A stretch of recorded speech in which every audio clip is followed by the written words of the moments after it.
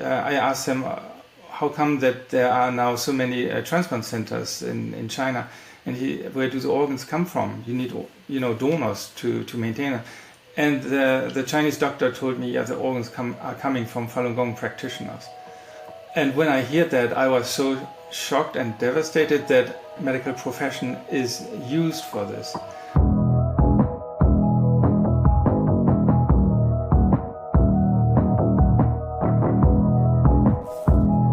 Hello everyone, Rebecca Terrell with the New American Magazine, and with me today in the spotlight is Dr. Torsten Trey. And you've probably seen his name in the pages of Epoch Times, where he's a regular contributor. But Dr. Trey, more importantly, is the founder and executive director of the medical ethics advocacy group called Doctors Against Forced Organ Harvesting. It's a huge problem in China and is the topic of his book, State Organs, Transplant Abuse in China. Dr. Trey, thank you so much for being here today. No, thank you for having me. It's an honor to meet you. This is a very tough topic because we're talking about forced organ harvesting from living people. This is, I would call it murder by dismemberment. Can you tell us a little bit about this? It just seems incredible. It seems impossible to be. Yes, indeed. It is something that is beyond our imagination. We heard about organ trafficking where people exchange, for example, a kidney for a few $100s. It's an agreement. It's a commercial organ trade, and the donor survives. But killing people, prisoners of conscience, that is something that goes beyond and is not seen in any other parts of the world. China in 1984 had implemented a law where it permitted the organ harvesting from executed prisoners. Executed prisoners means they were sentenced to death, and there was a process, and then they took the organs. Whoever was executed. However, after 1999, the Chinese government saw the potential of actually harvesting organs from living people. The advantage is that you build up like a living organ bank. You have the prisoners detained and they live, and whenever you need an organ, you can actually match the organ, and the organ is in a pretty relative good state because it's from a living person. So this has become a disturbing practice in the medical field, and our NGO is pointing out this crime. Well, how did you come upon this information originally? Yeah, I was reading an article in the Epoch Times. The Epoch Times reported about the wife of a Chinese surgeon who confessed to her that he took the corneas of 2,000 Falun Gong practitioners. And this was reported. And he said that those people were alive. So at that point, when I was reading this in March 2006, I was disturbed. At the same time, I also almost could not believe it. But I felt like I have to look into it. This is something that violates the medical oath, and if there's a truth to it, then something needs to be done. So that's how I got into it. Right. Now, tell me a little bit about your background. You're an MD, but you're also a PhD, correct? Yes, I received my medical training and then added a PhD in the field of cardiology, and this is how I built up my, my sense for doing proper research and digging into the topics. That clearly helped me over the years to get into this topic, which, as you can imagine, does not provide much information about it. You really have to look for it. It's almost like a puzzle, and you have to look for each piece. Right. It's so difficult to get information from China. Now, you said that China is the only place on Earth that this is happening that you know of? Yes, and I have to be clear here that there might be other countries where people are killed for the organs, but those are what I would consider single incidents. And the point here is that in other countries there is a police and a judicial system that would prosecute those who commit these crimes. So it can never grow into something large. It would be single cases. But in China, you have the Chinese government, and the Chinese government actually encouraged to harvest these organs. It saw that it is a profitable business to support the hospitals, but it also had the political background to continue this, because the police was under the Chinese government, so the Chinese government would not authorize the police to prosecute this crime. You can imagine that it's a police state. So a police state is one of those conditions that would be necessary that this forced organ harvesting market can grow to the extent that it had in China. We estimate that there are tens of thousands of transplants every year in China, mostly with this practice of harvesting organs from prisoners, because the Chinese police state can detain people from minorities, especially from Falun Gong practitioners. That's how it started in 1999. There were like over 70 million Falun Gong practitioners. You can imagine that is a gigantic pool of living organ donors. So in the past, the transplant numbers were very small in China, but then all of a sudden the infrastructure increased. In 1999 there were about 150 transplant centers. In 2006 there were 600, so it quadrupled.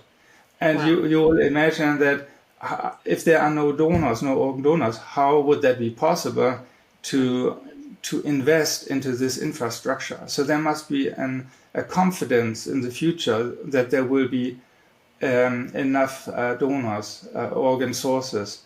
So that's how we basically came to the observation that forced organ harvesting in a large scale only occurs in China.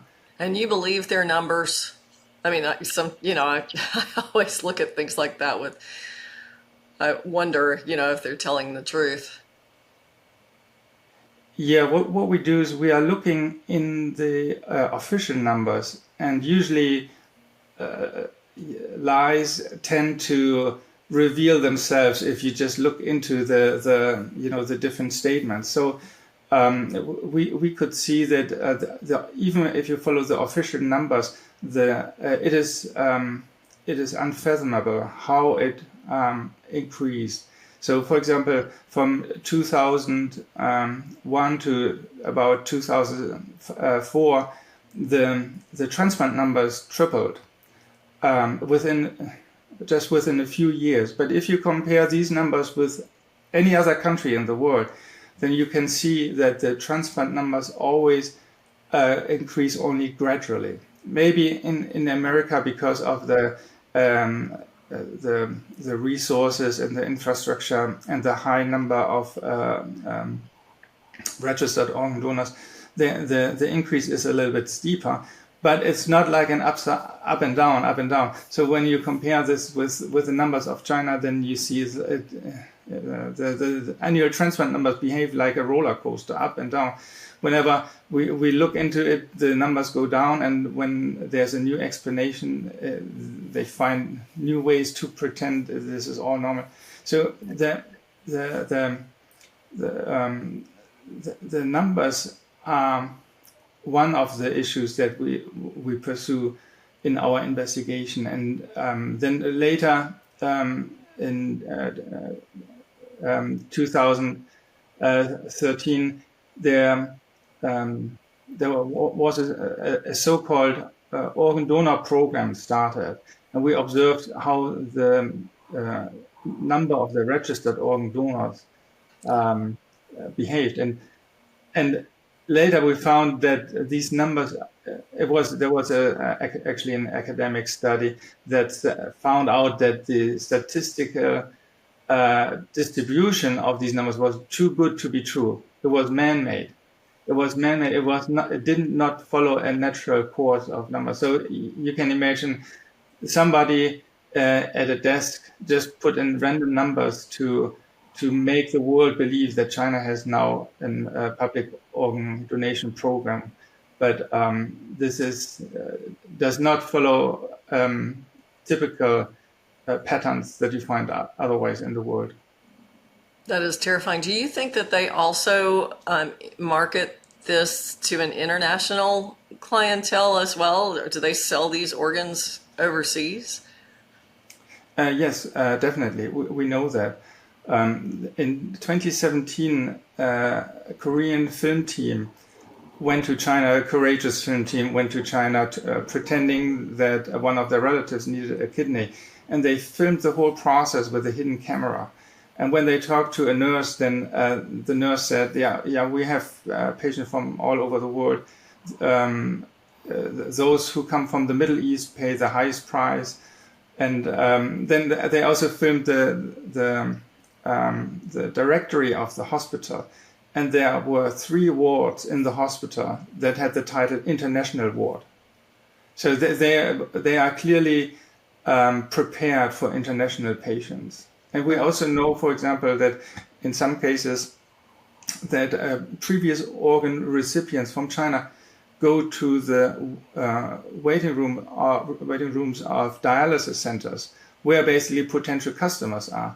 And then they talk to other patients in the waiting room and say, hey, I got a kidney from China. Are you interested to also get a kidney from China? And if this person, this initial patient, if this recruits a new patient, he gets actually 10% discount of the price tag that he paid. So this is China is recruiting patients to find new patients.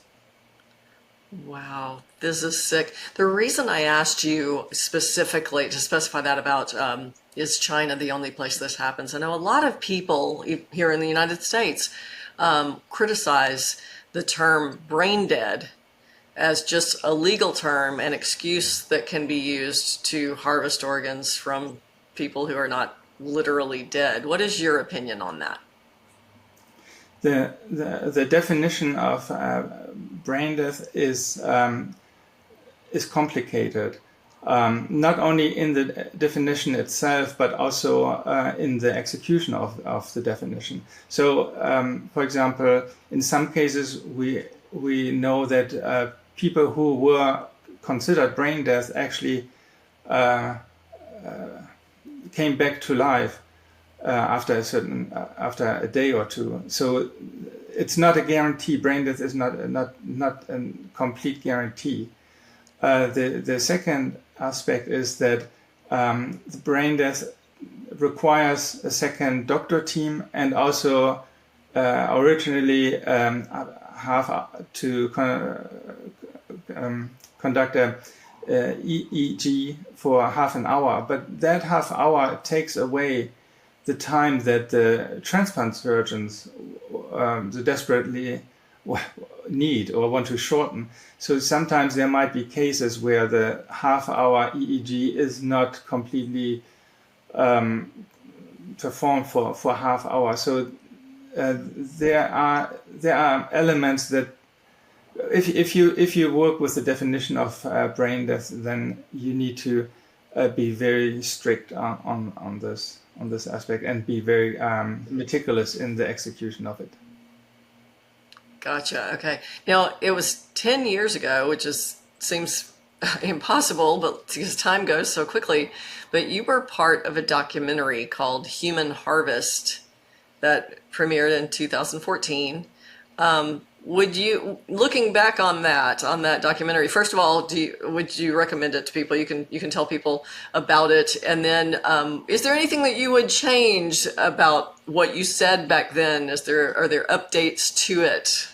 There's nothing really to change. It's you would just add more content to it. Over the years, we just found more details and got more clear about this crime against humanity. It's so beyond our imagination that, for example, in 2006 there was not even a term that would describe this practice. Organ trafficking, there was a term, but it wouldn't fit here. So it was actually our NGO that came up with this terminology to call it forced organ harvesting.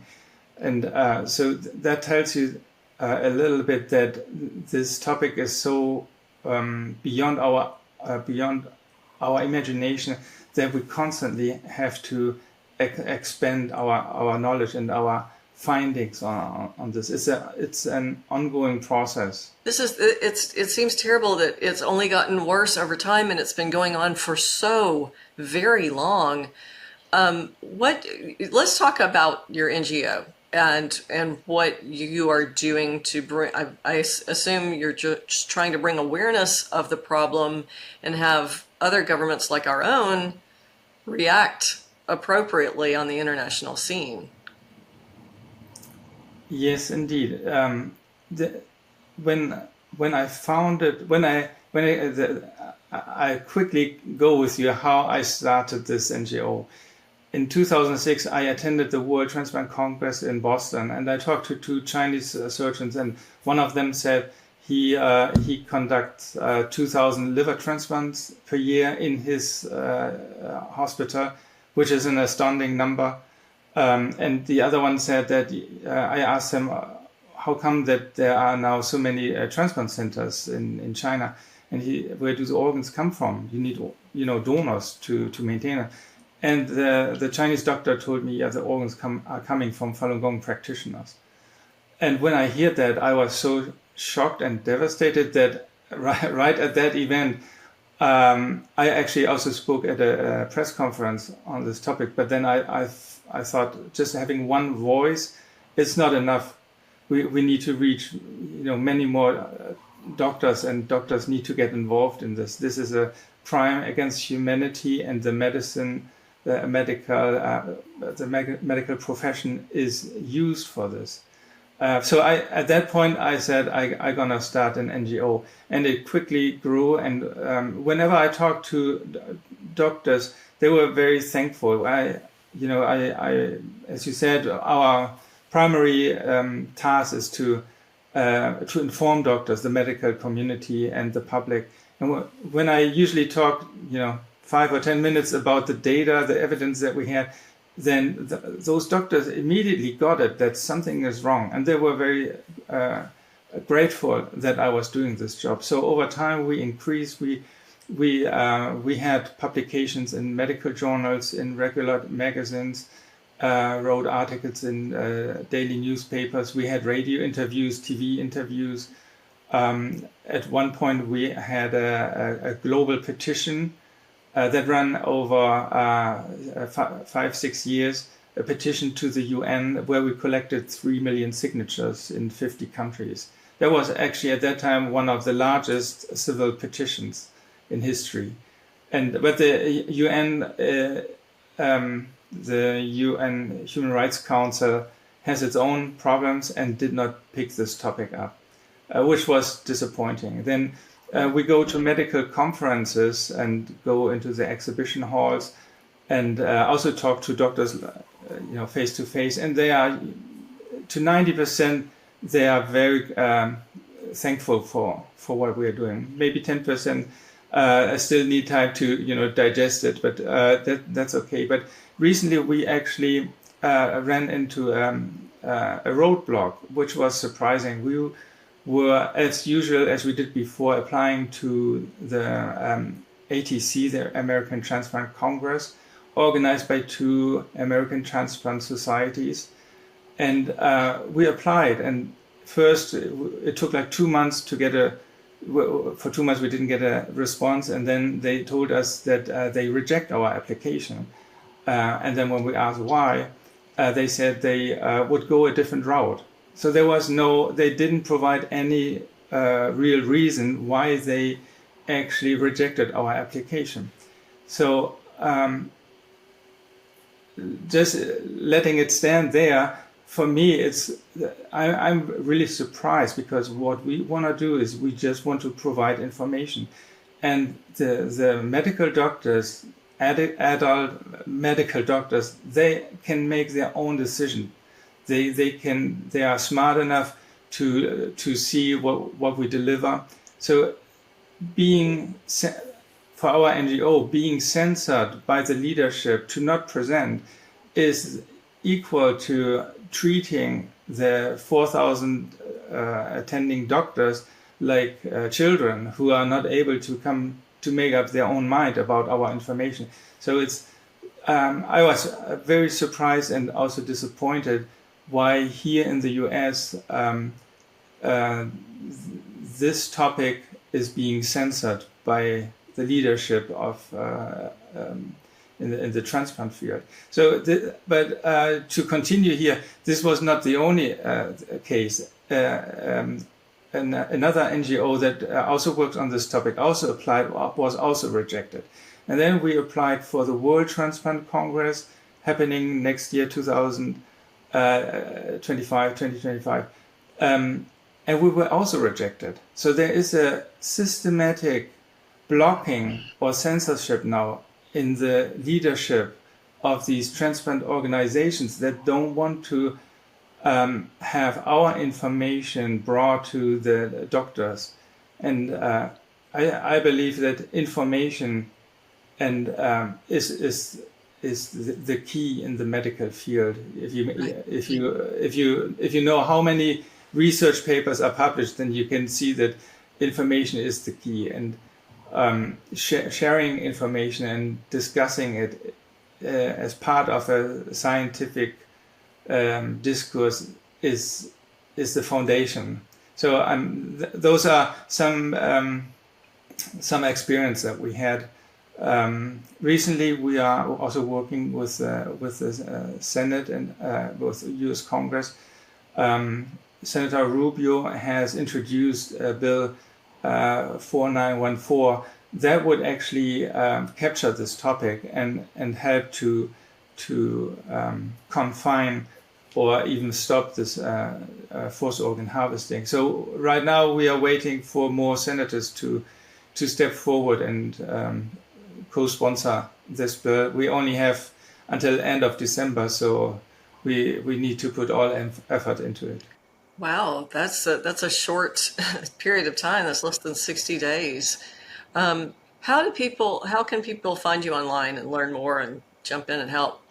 Yeah, we have a website, www.dafoh.org, and we also have a presence on Twitter and Facebook. Those are our main platforms. Okay, great. Well, I will put links to all of those down in the description beneath this video when we publish it. I have to ask, where's your beautiful accent from? I'm being asked a lot of times. Sometimes people ask right away, sometimes later. I'm originally from Germany, where I received my medical treatment, and now I'm living for 20 years here in the US and still working on my accent. Well, Germany's loss is the United States' gain. I'm glad you're here. And I'm very, very impressed with your work. Is there anything else, any other closing thoughts that you'd like to leave us with? Yes, there is something important to understand with why forced organ harvesting could happen.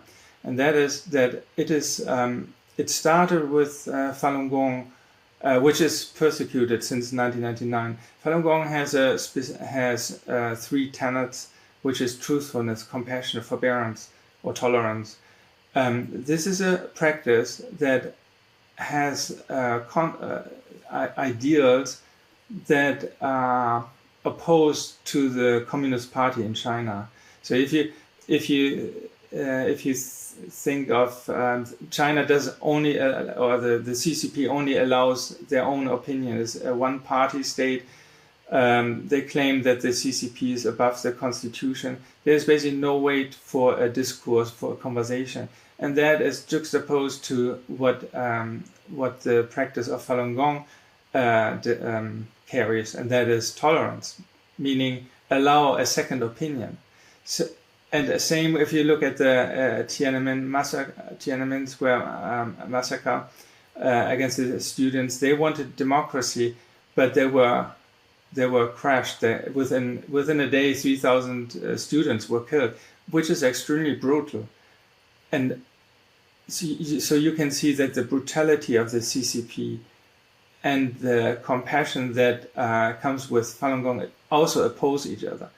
And if you understand that a totalitarian system has to run propaganda to control the truth, then you also can see that the tenet of truthfulness with Falun Gong is naturally opposing the agenda of the CCP. So because there is this conflict, the CCP wanted to crack down on Falun Gong, and how it did it is it banned it, and then it used this forced organ harvesting as a way to transfer the execution from the execution sites to the operating room in the hospitals, and it basically converted the doctors, if you want, to executioners. So forced organ harvesting is like became a kind of a medical execution format, and which is a shame that the medical profession is being abused by the CCP on this. And the forced organ harvesting could only happen because the large group of Falun Gong practitioners at that time, 70 to 100 million people in China, they were ostracized, they were banned. And what it means is if the CCP bans a group, they can be killed without any remorse. So Falun Gong practitioners became almost like cattle for the CCP, and they could be harvested at any time. So it is important to understand that the CCP uses forced organ harvesting as a way to eradicate Falun Gong. There's in a way a political aspect to it. And if you want to stop forced organ harvesting, then we not only need to work on the medical field, but we also need to work to reveal basically what the CCP is doing. And that means, for example, if we speak up for this persecuted group, we actually also create the field that the CCP is in a way defeated to eradicate this group, and that's one way to stop this what we call a cold genocide. Well, ladies and gentlemen, the organization is Doctors Against Forced Organ Harvesting, and it's DAFOH.org. I got that right, didn't I? Yes. Good. Well, we appreciate so much what you're doing, and I think we should all take this as a wake-up call, because the track record of our own government over the past 5 years has not been great in the area of retaliation against political adversaries and the use of medical warfare, too. I think we can all agree on that. So if it's happening in one place in the world, we're not necessarily safe from it either, so we need to take this as a wake-up call and jump in and do something about it now. Thank you so much, Dr. Trey. I appreciate your time, and good luck to you. Thank you.